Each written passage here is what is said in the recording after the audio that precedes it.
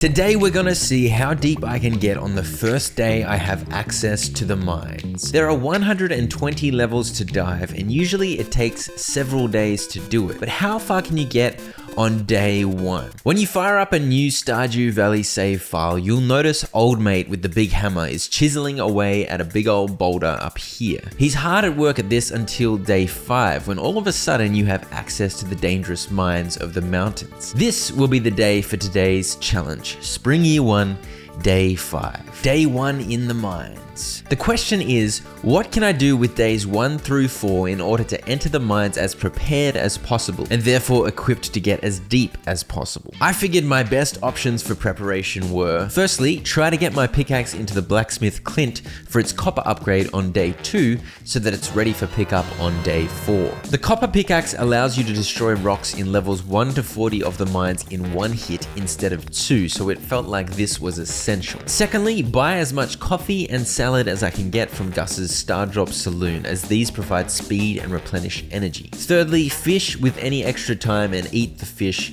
for energy too. I knew I needed 45 copper ore and 5 coal to get the pickaxe upgrade, and of course you typically find those things in the mines. Luckily, I had at my disposal the option to create a hilltop farm which comes ready with some free rocks and copper nodes. So with that in mind, this is how my first few attempts at prep looked. Day 1, I planted my parsnips as they'd be ready on day 5, and I could harvest them immediately and use them for food in the mines. I collected 50 wood for a chest. I went to the hilltop mine area and collected all the copper, ending up with 22. This meant I needed 23 more copper ore, which I figured I'd buy from Clint at 75 gold a pop. I bought as much of this ore as I could so that I could begin smelting tomorrow as soon as I had my furnace built. I hoed the wiggly worms on the hilltop to collect clay to sell, and also got an artifact which will come in handy to donate to the museum. I also mined all these geodes to sell. I hit farm rocks until I got 5 coal, as they have a decent chance to drop one. This meant I didn't need to buy the coal from Clint, saving 750 gold. The rest of day 1 was scything weeds and foraging, aiming to sell and make as much money as possible. On day 2, it got tricky. I needed to get my pickaxe in for upgrade before Clint's closed at 4 PM. I had 874 gold from what I'd sold overnight, so I only needed 101 more gold in order to afford the remaining 13 copper ore. However, and this is the tricky part, I needed a further 2,000 gold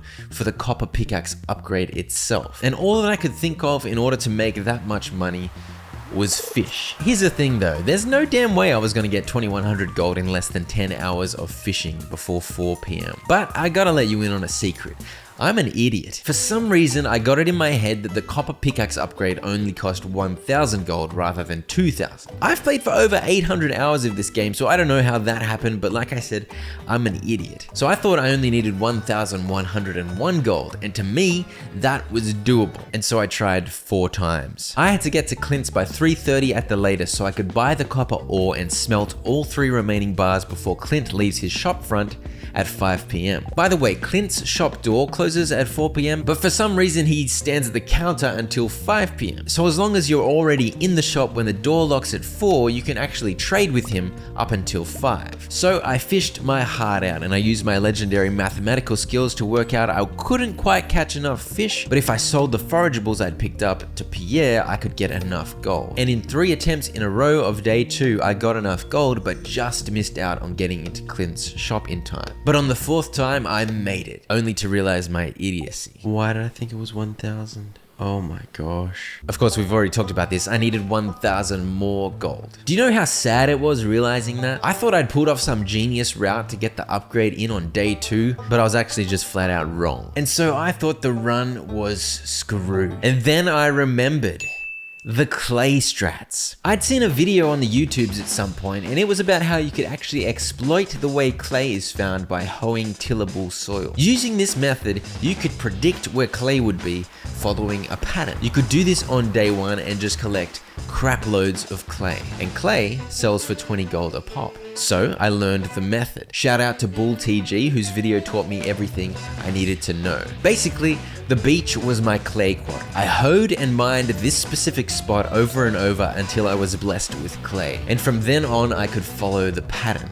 The pattern looks something like this. And so after spending some time learning how to do these clay shenanigans properly, I had a proper attempt. On day 1, I went straight to the beach. I figured, who cares about parsnips? I'll let the clay business pay for food instead of growing my own. Once I ran out of energy, I went to Robin's and sold the 105 clay I'd gathered so far. That's 2,100 gold worth. And then went to Gus's to buy salad to fuel some more clay farming. Back on the beach, I managed to get another 109 clay. That was about 4,300 gold worth of clay for the day. At midnight, I actually decided to give up with the clay shenanigans because the beach was a mess and I figured I'd get the hilltop mining done. Somehow this save file gave me an insane 41 copper ore. I only got 2 coal though before passing out. On day 2, I collected wood for a chest, hit rocks until I got the rest of the 5 coal and finished clearing the hilltop. Then it was off to Robin's. Except, here's Robin wandering around town. This was when I realized Robin's carpenter shop is closed on Tuesdays and I had no way of selling the clay. Once again, the run had hit a major roadblock. But don't you worry, I had a plan. I restarted day 2 and this time collected some wood before heading straight to Robin's. I lurked outside her house smelting my copper until 9 AM when her house opens. On her day off, she sleeps in like a bum until 9:30 AM, so I waited anxiously by her counter until she finally got up. And then, as she walked by her counter, I spoke to her. And what do you know? Her shop options. Apparently the trigger for her to become shopkeeper Robin is proximity to her sales counter.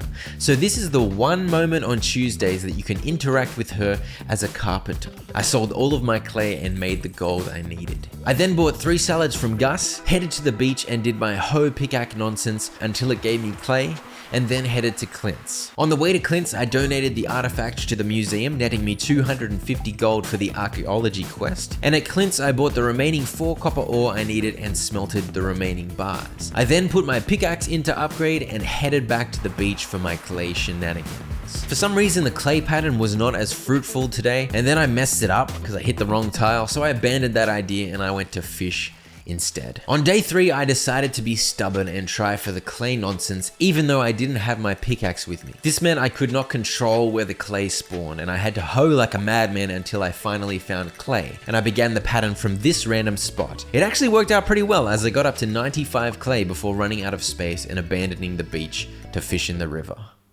On day 4, I fished next to Clint's waiting for 9 AM and picked up the magnificent copper pickaxe. I then headed to Willie's and sold most of my fish. I then got into some more clay nonsense. I left the beach at 3 PM with a bag full of 187 clay. I sold all of the clay to Robin and also 3 random daffodils to Pierre for good measure, and I had 5,930 gold to spend at Gustav's. I bought 10 coffee, which is just enough to ensure the +1 speed buff lasts almost the entire in-game day, and I spent the rest on 13 salads for energy. I then fished the day away at the mountain lake.